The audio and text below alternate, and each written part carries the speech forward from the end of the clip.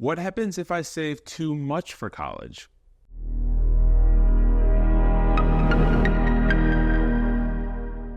Many of my clients are or will pay for some or all of their children's college expenses.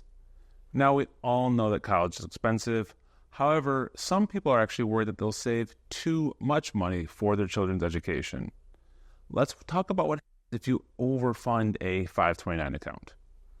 First, let's start with a few basics. A 529 account is a tax-advantaged college savings account. So with this 529 account, you put money in after it's been taxed on the federal level, but then it grows tax deferred and can be used tax-free for qualified educational expenses. Now, in Texas, there's no state income tax, so there's zero upfront tax deduction for a 529 contribution. However, if you live in a state with state income tax, please ensure that you're checking with your financial advisor or tax advisor on your specific situation. Now, let's assume with this 529 account that you've contributed and it's grown to $150,000 for little Johnny's college education. Now, let's assume that Johnny is expected to now only need $120,000 for college. So now you're going to have an extra $30,000 in this account. Now, if you pulled the money out without it going to a qualified expense, you would be hit with a 10% penalty and taxes on the gains. So that is not the preferred way to get this money out. Let's talk about some contingency options for this other $30,000.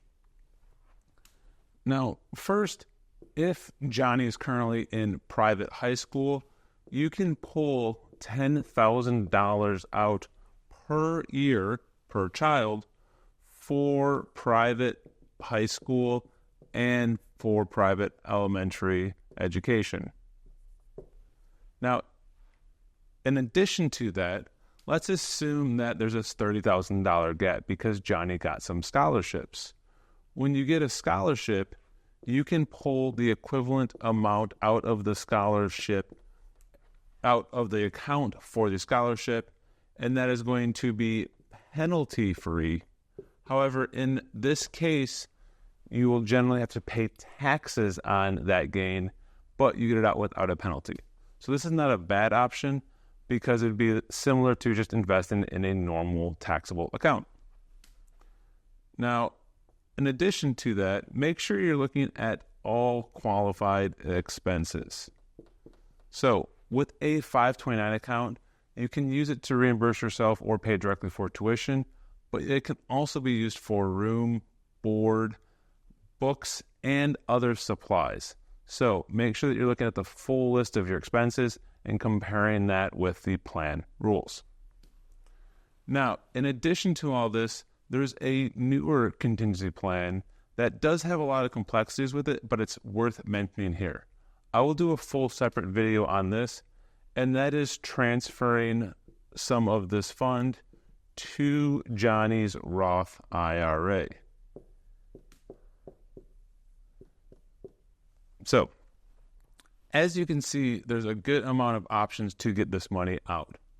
Lastly, one of my favorite things to do is take the college fund and then change the beneficiary.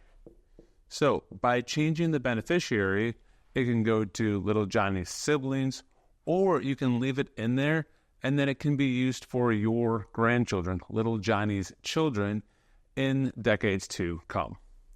Now, as you can see, there's a lot of options for using a 529 if you've put more money in than your child will use. Please consult with your financial advisor on which options are best in your specific situation. Also, please continue to like these videos on social media and share them with your colleagues.